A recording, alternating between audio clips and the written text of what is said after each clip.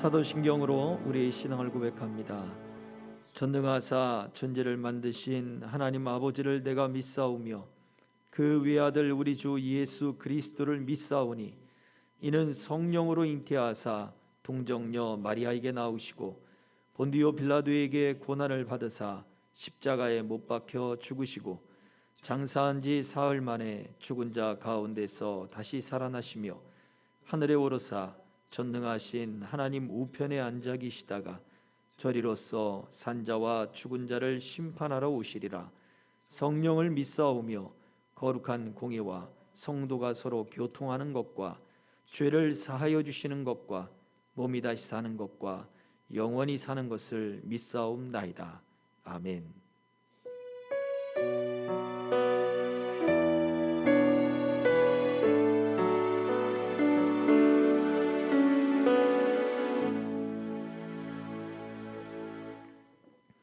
아멘. 하나님의 말씀은 요한복음 12장 27절부터 30절입니다. 이제 봉독하겠습니다. 지금 내 마음이 괴로우니 무슨 말을 하리요? 아버지여, 나를 구원하여 이때를 면하게 하여 주옵소서. 그러나 내가 이를 위하여 이때에 왔나이다.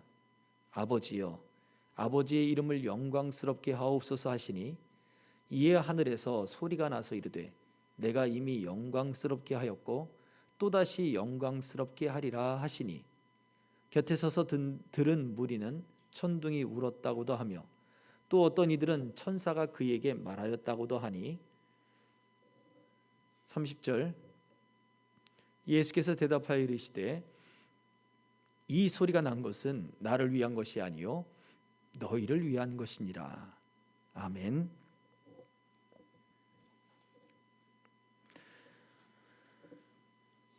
우리가 주기도문 마지막 찬송 송영에서 그 노래에서 나라와 권세와 영광이라고 하는 이 세 가지 단어, 이것이 우리 주님을 찬양하는 우리가 기도할 때 있어서 마지막 그 기도의 내용이었습니다. 자, 그런데 우리는 그동안에 나라와 권세에 대한 이야기는 많이 했지만 바로 이 영광에 대한 이야기들은 사실은 많이 나누지를 못했습니다. 오늘 이 영광, 하나님 앞에 영광을 돌린다, 또 하나님을 영광스럽게 한다라고 하는 이 말씀, 우리가 찬양을 통해서 하나님께 영광을 돌린다라고 할 때 그 영광에 대한 의미가 무엇인가, 이것을 우리가 좀 생각해 볼 수 있어야 할 것입니다. 우리가 어떠한 것을 하든 간에 하나님이 영광스러운 것은 변하지 않는 진리예요. 하나님은 사람과는 관계없이 영원히 그 존재가 영광스러우신 분이세요. 이건 우리의 어떠한 무엇을 해서 하나님을 영광스럽게 한다?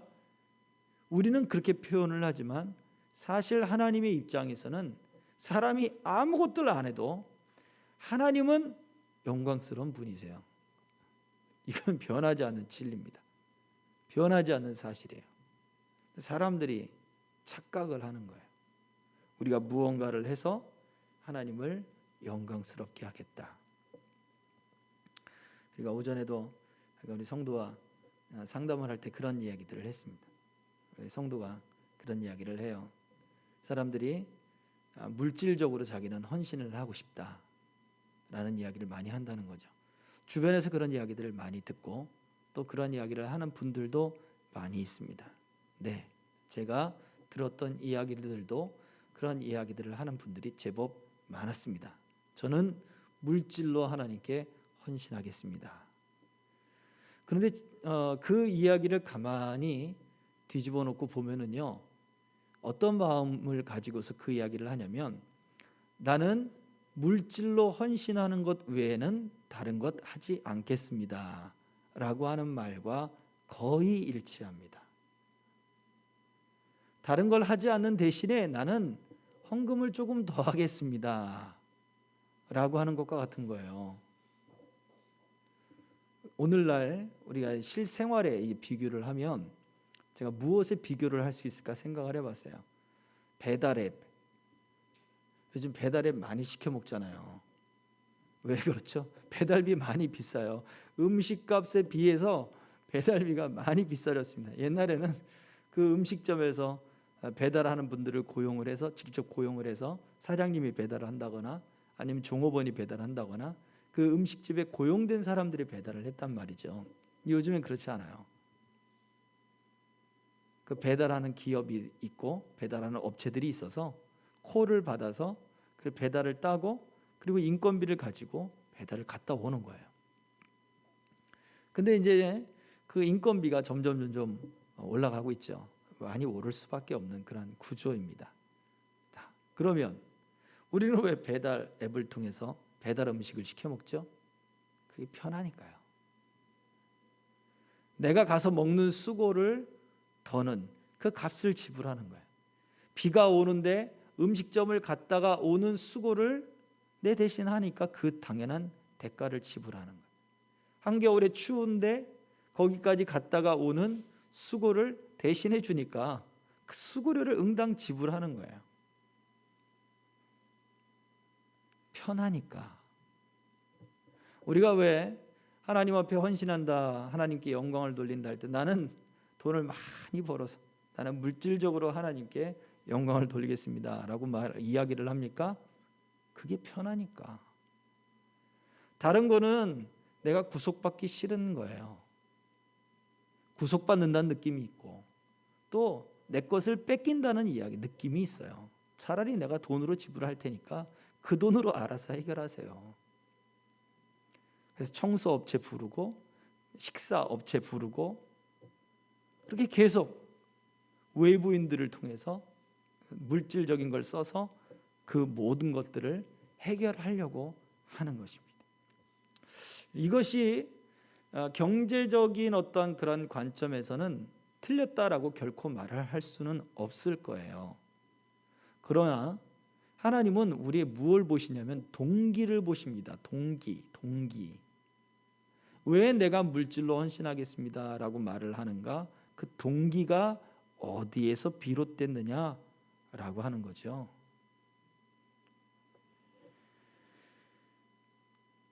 자, 오늘 말씀에도 보면 예수님께서 28절에 기도하기를 아버지여 아버지의 이름을 영광스럽게 하옵소서라고 했단 말이에요.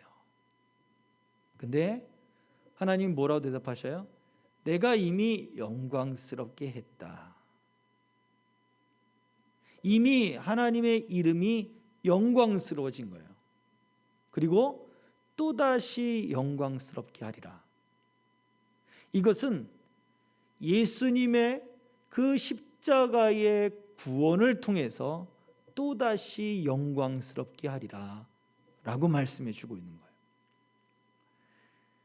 하나님은 이미 그 존재만으로도 그 자체만으로도 사람의 어떠한 행위와 관계없이 사람의 어떠한 존재와 관계없이 영광스러우신 분이에요. 그럼에도 불구하고 예수님은 하나님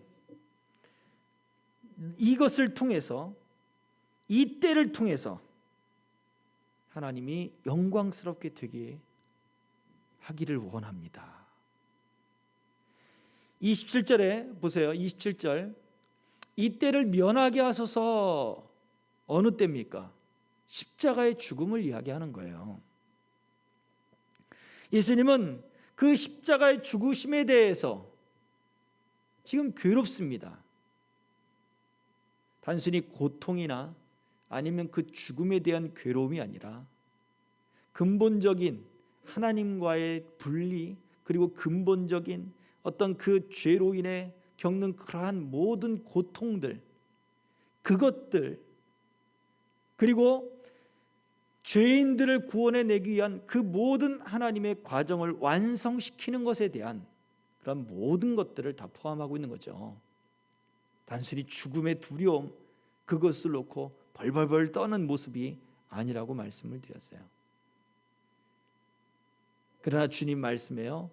그러나 내가 이 때를 위하여 왔나이다. 이것을 위해서 십자가의 죽음을 위하여, 이 때를 위하여, 이것을 이루기 위하여 내가 왔습니다. 이것이 하나님을 영광스럽게 하기를 원합니다. 라고 그 예수님의 행위의 동기가 하나님의 영광을 위한 분명한 목적과 목표가 서 있는 거예요. 서두에 말씀드렸던 우리가 그런 케이스 같은 경우에는 과연 동기가 어디에 있느냐? 우리의 행위로 이것이 참 딜레마가 붙잡힐 때가 있어요. 내가 무엇을 하면 하나님께 영광이 된다. 우리는 행동주의로 이것을 생각하면 안 돼요. 예수님이 왜 아버지를 영광스럽게 하기를 원했느냐? 내가 어떠한 행동을 했기 때문에, 어떠한 조건을 채웠기 때문에 하나님이 영광스럽게 되거나, 내가 어떠한 조건을 채웠기 때문에 하나님이 무엇을 들어주셨다거나, 그런 행동주의적인 어떠한 조건과 그리고 그것을 위해서 예수님이 말씀하시는 게 아니란 말이에요. 첫 번째, 예수님은 하나님과의 긴밀한 관계 속에서 이 말씀을 하셨어요. 그 긴밀한 관계란 무엇입니까? 아주 친밀한 사랑이라는 거죠. 우리가 알 수 없는 아주 친밀한 그분의 사랑이에요. 그래서 예수님이 독생자가 되시는 거죠.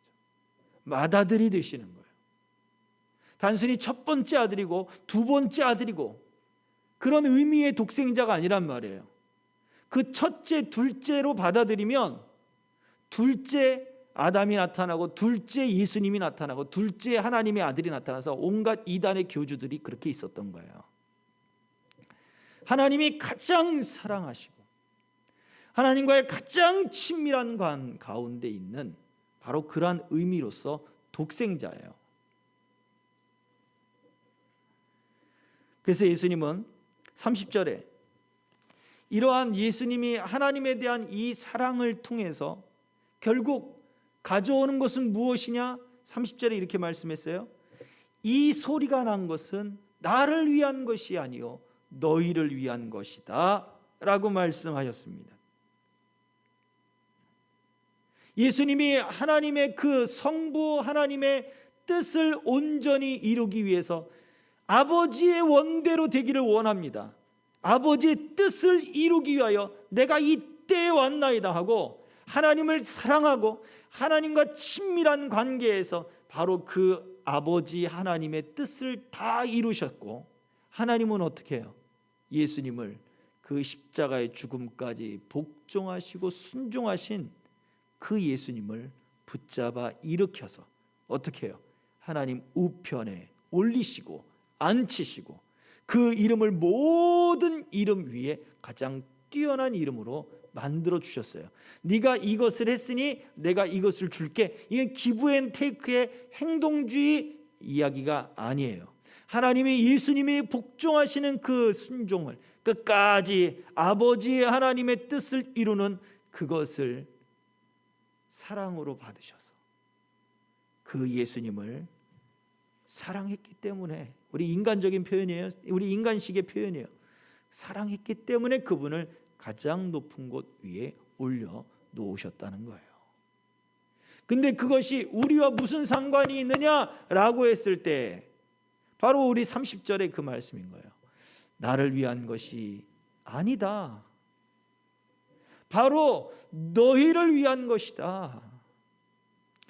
우리 주님과 아버지의 하나님과의 그 친밀한 사랑이 예수님과 하나님 사이에 둘 사이의 그러한 관계로 끝나는 것이 아니라 바로 너희를 위한 거야 라고 예수님 말씀하고 계신 거예요.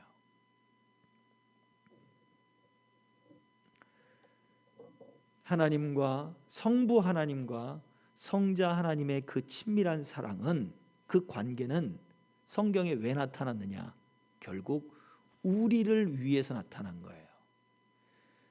이미 말씀드렸습니다. 삼위의 하나님이라고 하는 것은, 성경에 나타난 삼위의 하나님은 하나님이 세 분 있다, 하나님의 인격이 셋이다, 그런데 한 분이다, 이런 신학적인 논쟁을 만들기 위해서 나타난 것이 아니라 어디 속에서 나타난다고요?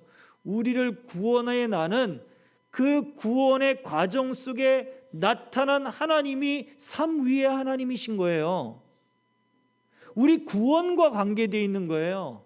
신학적 논쟁을 펼치기 위한 어떤 논쟁거리가 아니라 바로 우리 구원을 위하여 아버지의 하나님이 계획을 하시고 아들 하나님, 성자 하나님이 그것을 완성시키시고 성령 하나님이 그 아들 하나님을, 성자 하나님의 그 모든 말씀이 생각나게 하고 그분을 이루게 하고 그분을 믿게 함으로 인해서 이 삼위의 하나님이 우리를 구원해 나가시는 구원의 일이 지금도 계속되고 있다는 것을 성경은 말하고 있는 거예요. 신학적 논쟁이 아닙니다.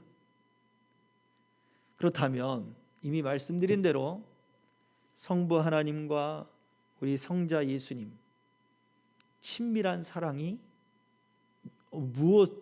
우리의 구원과 관계되어서 계속해서 지금 말씀을 해주고 있는 거예요.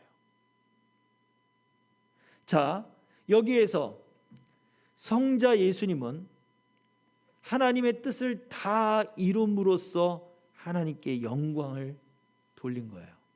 하나님의 구원의 그 뜻을 하나님께 영광스럽게 했어요.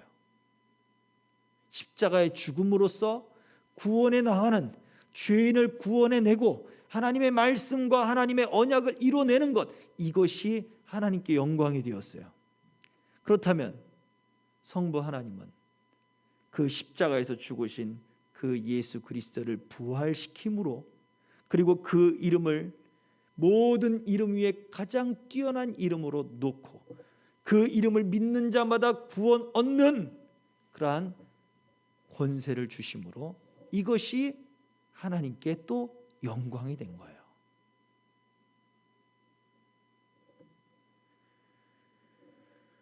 그래서 우리의 구원이라고 하는 것은 바로 그러한 하나님의 영광 속에 우리도 포함이 되게 되는 거예요. 예수 그리스도를 믿는 그 믿는 자 안에, 바로 그 영광스러운 이름 안에 성도라고, 거룩한 물이잖아요.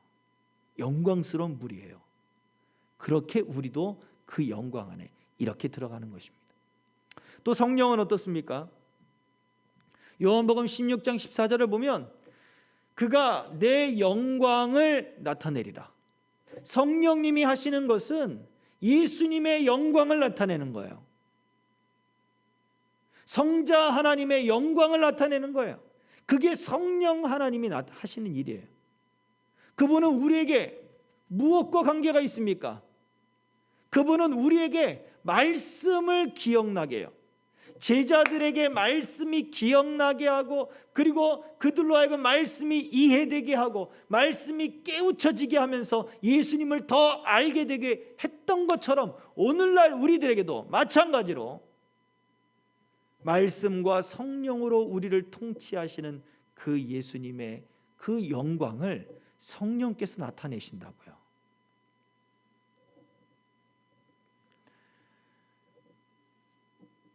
우리로 하여금 그 말씀 때문에 어둠의 일을 벗게 하고, 우리로 하여금 그 말씀 때문에 진리 가운데 들어가게 하고, 사람이 변화되게 하고 소망을 얻게 하고, 그것이 성령님이 우리 예수님의 영광을 드러내는 일들이에요.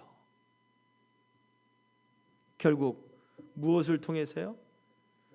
우리의 교회를 통해서, 우리의 모임을 통해서, 교회된 내 자신을 통해서, 나를 부르시는 그 부름을 통해서 이 일들이 드러나게 되는 거예요. 자, 이처럼 중요한 핵심이 있죠.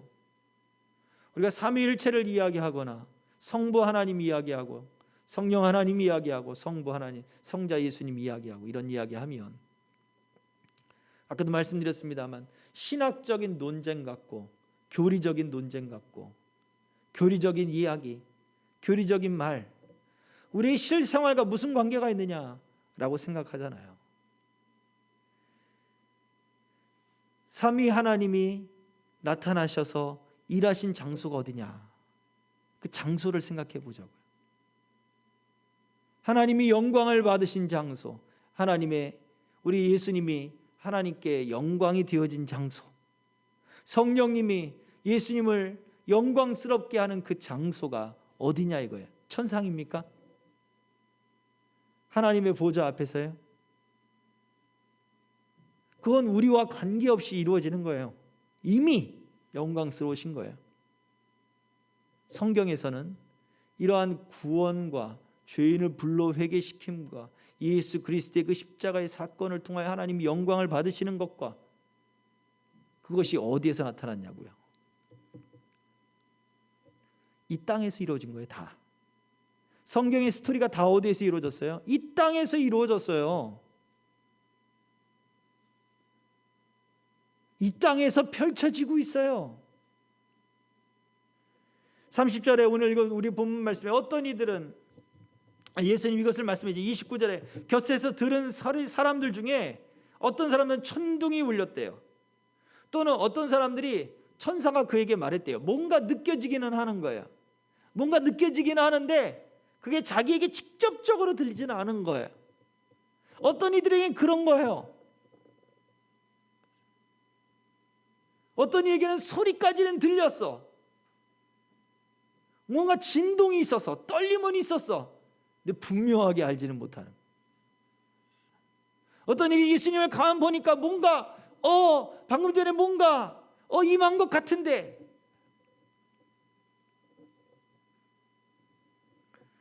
세례 요한이 태어날 때 그 세례 요한에 대한 계시가 임할 때도 그 세례 요한의 아버지가 성전에서 일을 하다 계시를 받잖아요. 사람들이 그를 보고 이야기합니다. 성전에서 뭔가 계시를 받았나 보다. 계시가 흔할 때가 아니었단 말이에요. 그런데 사람들이 계시가 임했나 보다. 사람들이 말하는 거죠. 느낀 거죠. 오늘도 우리도 마찬가지입니다. 뭔가를 있는 것 같다. 그걸 느끼고 뭔가 진동도 있고 떨림도 있는 것 같다. 다 가시적인 거예요. 우리의 현실 속에 이루어지는 거예요. 멀리 있는 이야기들이 아니란 얘기예요. 하나님의 영광이라고 하는 것이.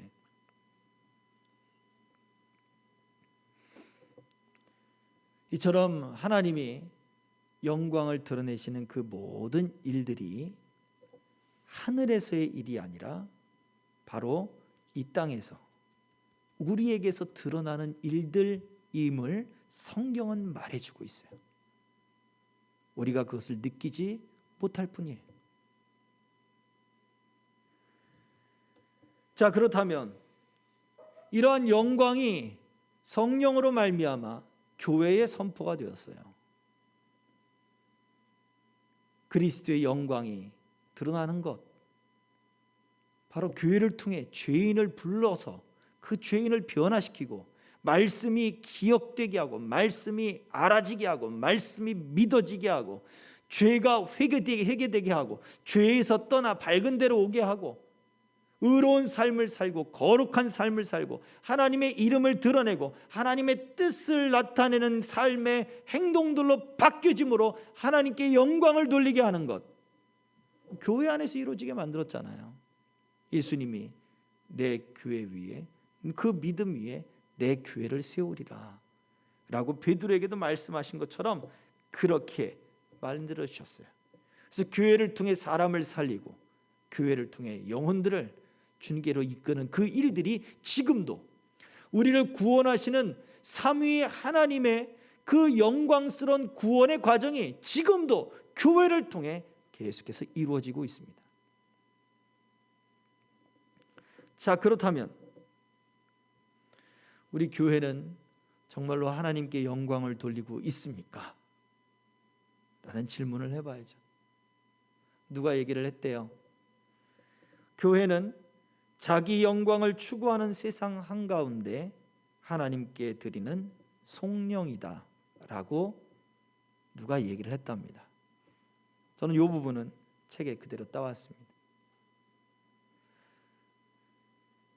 자기 영광을 추구하는 세상 속에서, 자기의 힘만을 추구하는 세상 속에서 교회는 하나님께 드리는 송영이다. 송영이 뭡니까? 송영은 한자 말 그대로 하나님께 올려드리는 그런 노래요, 하나님께 찬송을 드리는 바로 그런 모습이에요. 교회가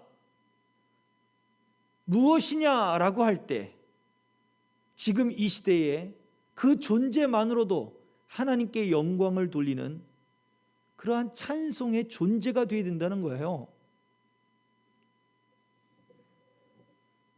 근데 저는 오늘날의 이 시대는 우리가 그 영광을 많이 빼앗겼다고 생각을 해요. 누구한테?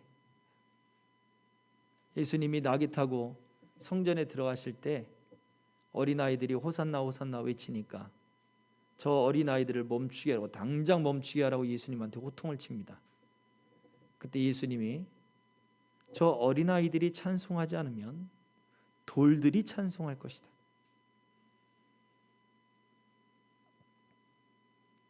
교회가 하나님께 찬송이 되지 못하면 다른 것들에게 하나님의 영광, 하나님의 성령이 되는 것을 빼앗겨 버립니다. 말씀드렸잖아요. 우리의 인간의 어떠한 조건이 하나님의 영광을 충족하는 게 아니에요. 하나님은 그 자체로 영광스러운 분이세요. 하나님의 뜻은 이루어질 겁니다. 교회가 하나님께 송영이 되고 찬송이 되고 영광이 되는 이 시대에 그렇게 영광이 되어야 하는데 교회가 그렇지 못하다, 그래도 하나님은 영광을 받으실 거예요. 다른 것을 통해. 하나님은 원래부터 또한 영광스러우신 분이고, 그러나 교회는 하나님의 영광에 참여하지 못하게 될 거라는 거예요.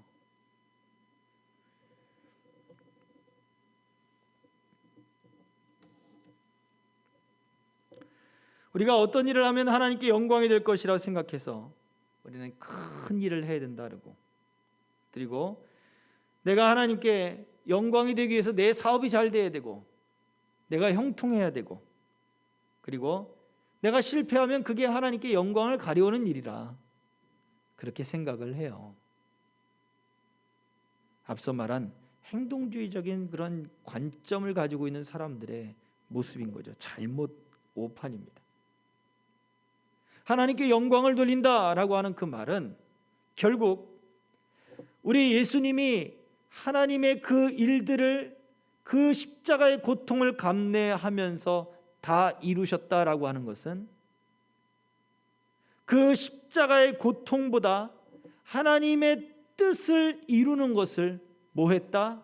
사랑했다. 사랑했다는 말은 결국 그 하나님의 뜻을 이루는 것을 즐기고 그 하나님의 뜻이 십자가의 고통보다 더 만족스럽더라라고 하는 거예요.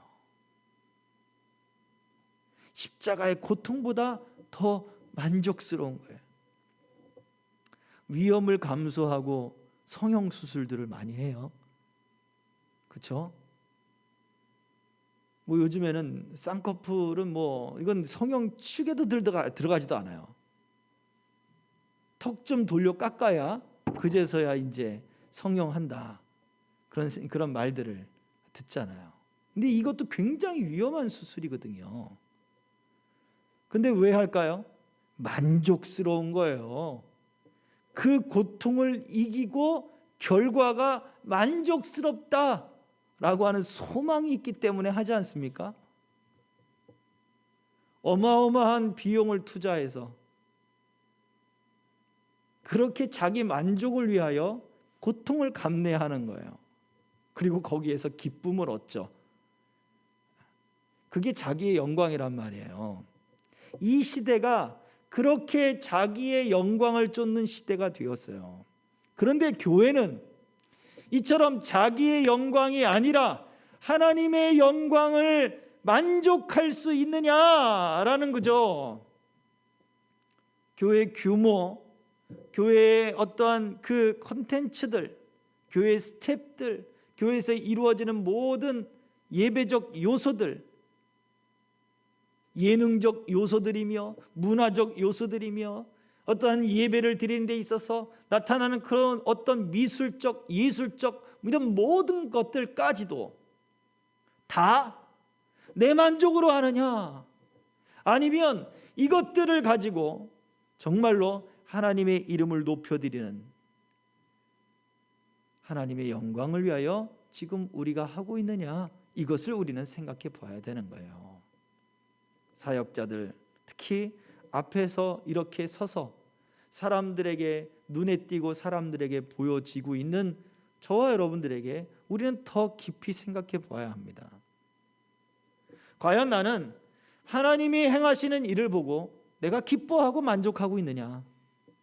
예수님은 이것이 나를 위한 음성이 아니다. 내가 지금 이렇게 고통받고 있는데, 내가 지금 이렇게 지금 죽음의 고통, 지금 막바지에 이르렀는데 하나님이 나를 이렇게 위로하시는구나. 예수님 그렇게 좋아하지 않으셨다는 거예요. 이것이 들리는 것은 바로 너희를 위한 거야. 예수님이 바라보는 그 하나님의 일은 십자가의 죽음을 통하여 누구든지 주의 이름을 부르는 자는 구원을 얻게 하는 그 일을 완성하는 것이고, 그 하나님이 모든 죄 지은 것은 다 죽음을 당하리라, 심판을 받으리라 했던 그 약속을 완전히 이루어버리고, 이제 이 세상에 들어왔던 모든 죄의 값을 다 지불하고 하나님 앞에서 그 하나님의 형상을 회복하는 그 일이 예수님에게는 가장 만족스러운 일이었다는 거예요. 말씀을 완성하고 구원을 완성하고 하나님의 그 헤아릴 수 없는 그 뜻을 완성하는 것이 예수님에게는 기쁨이요 즐거움이었어요. 그렇다면 우리가 하나님으로 만족하고 하나님으로 즐거워한다면 그것이 하나님께 올려드리는, 우리 예수님께 올려드리는 우리의 찬송이 되는 거예요. 매일같이 이것이 우리가 새롭게 하나님께 감사하고 찬송하잖아요. 그게 새 노래고 그게 새 찬송이에요. 찬양 예배, 찬양을 많이 불러야 찬양 예배입니까? 아닌 거예요.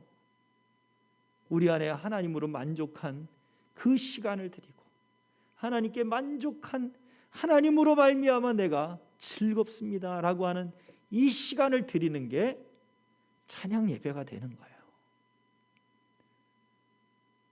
우리 편의상 시간을 이렇게 만들어서 우리가 예배를 드리지만, 저희는 5시에 오후 예배를 드립니다만, 우리 편의상 시간을 정했죠. 그렇지만 주일 낮 예배에 오는 사람들은 많지만 오후 예배에 오는 사람들은 적어요. 이유가 뭡니까? 바쁘기 때문에 뭐 여러 가지 많은 일들이 있겠죠. 수요 예배 오시는 분들은 더 적죠. 금 예배 오는 사람은 더 적고 새벽 기도에 오는 사람은 더 적습니다. 이유들이 뭘까요? 물론 모든 사람들이 다 참여할 수는 없을 거예요. 그러나 우리 마음의 동기가 정말로 이러한 예배를 참석하고 그렇게 모이는 데 있어서 하나님으로 만족하고 하나님으로 기뻐하는 그 마음을 가지고 지금 이 자리에 우리가 모이고 지금 이렇게 예배를 드리냐, 이게 중요하다고요. 이것이 우리가 하나님을 영광스럽게 한다, 영화롭게 한다라고 할 때에 가장 기본이요 기초가 되는 거예요. 우리가 어떤 행위를 드려서 하나님이 영광스럽게 한 게 아니에요. 하나님이 그 일을 이루는 것이 내게 기쁨이 되기에, 하나님으로 내가 만족하는 것이 기쁨이 되기에 그 일을 하는 것이지, 그 일을 했기 때문에 하나님이 기뻐하시는 게 아니라는 거예요.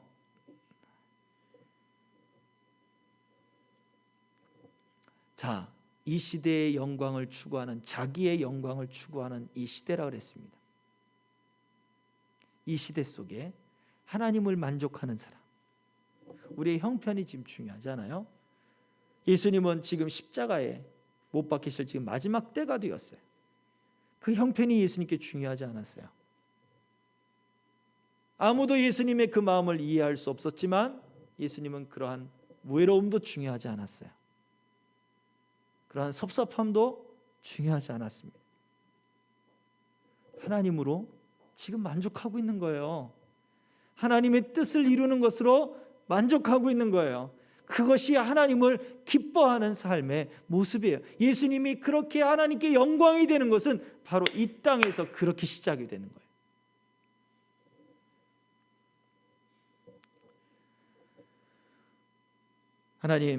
하나님의 나라와 하나님의 권세와 하나님의 영광이 영원히 아버지께 있습니다 라고 하는 그 기도를 통해서 우리는 뭘 배워야 됩니까?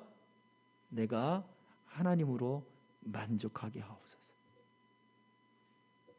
하나님의 뜻을 이루는 교회가 되게 하소서. 죽은 사람이 살아나고 병자들이 일어나고 신체적인 질병뿐만 아니라 그 마음의 질병도 있잖아요. 말씀으로 그렇게 일어나고 새롭게 되어지고 구원이 일어나고 어두운 데서 떠나서 밝은 데로 오고 불의에서 떠나서 진리 가운데 오고 그 일들이 교회된 우리를 통해서 나타나야 되는 거예요. 그래서 지금 우리의 형편이 내가 무엇을 준비하고 그 일을 하는 것이 잘 안 이루어져도 괜찮아요. 그것 때문에 기도하는 게 아니에요. 내가 그 일을 통해서 하나님을 만족하고 그 일을 해나가는 과정 속에서 하나님으로 즐거워하고 하나님의 나라의 소망이 내 안에 들어오고 그것이 기쁘고 그것이 즐겁고 나는 이것을 기준으로 살겠다라고 하는 것이 하나님께 영광이 되는 것입니다. 저와 여러분들의 삶이 하나님께 영광이 되는 삶의 그러한 모습들이 되기를 주의 이름으로 축복합니다. 지금 우리의 모습을 보시고 하나님이 영광 받으시길 소망합니다. 하나님으로 만족합니다. 하나님 때문에 하나님이 이 일을 이루는 것이 너무나 즐겁습니다. 우리가 이렇게 모여 예배하는 것도 이 예배를 통하여 하나님을 단 한 사람이라도 변화시킨다면 그 일에 대한 소망 때문에 즐겁습니다 라고 하는 믿음이 우리 안에 더 있어야 될 것입니다. 말씀을 마치겠습니다. 이 시간 같이 함께 기도합니다. 말씀을 생각하며 한번 조용히 묵상으로 한번 기도해 보겠습니다. 나는 하나님으로 만족하고 이 세상에서 자기의 영광을 추구하고 자기의 힘을 추구하는 이 삶의 어떤 그러한 삶의 원리들, 삶의 방식들, 삶의 습관들 속에 나는 하나님의 말씀을 따르고 진리를 따르고 성령의 인도함을 따르면서 우리 주님께 영광이 되고 있었던가? 형편만을 바라보지 않고 하나님의 말씀에 끝까지 순종함으로 그렇게 우리 주님께 영광이 되고 있었던가? 이것이 나의 찬송이고 이것이 나의 간증인데 나는 과연 그러한 삶을 살았는가? 한번 조용히 묵상하며 기도합니다.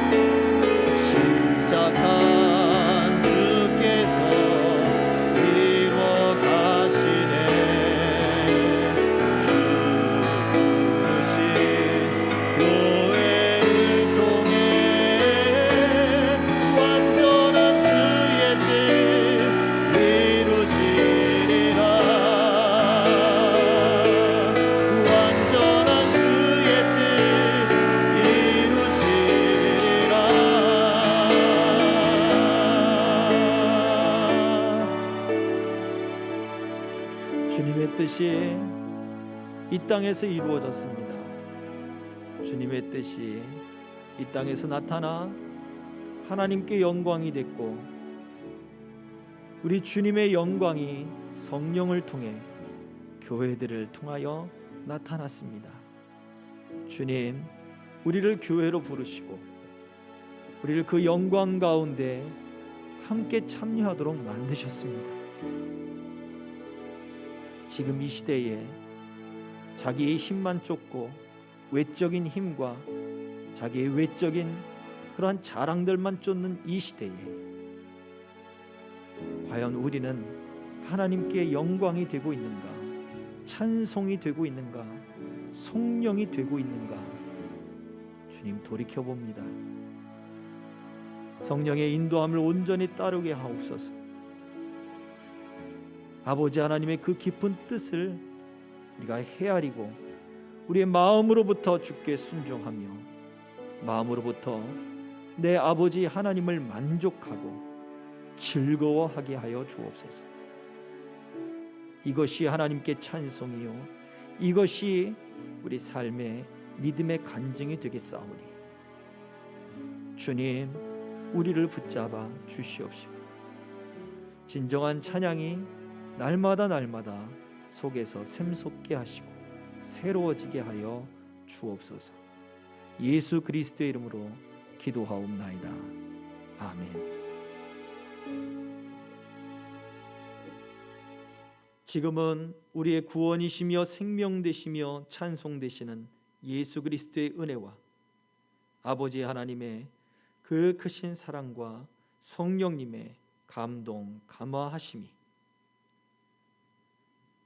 날마다 우리 하나님께 찬송이 되고 이 시대에 영광이 되기를 소망하는 사랑하는 남녀 종들 머리 위에, 저들의 가정과 모든 생업 위에, 우리 교회와 생명길의 모든 동행자들 위에, 우리 선교사님들 위에 이제로부터 영원토록 항상 함께 있을지어다.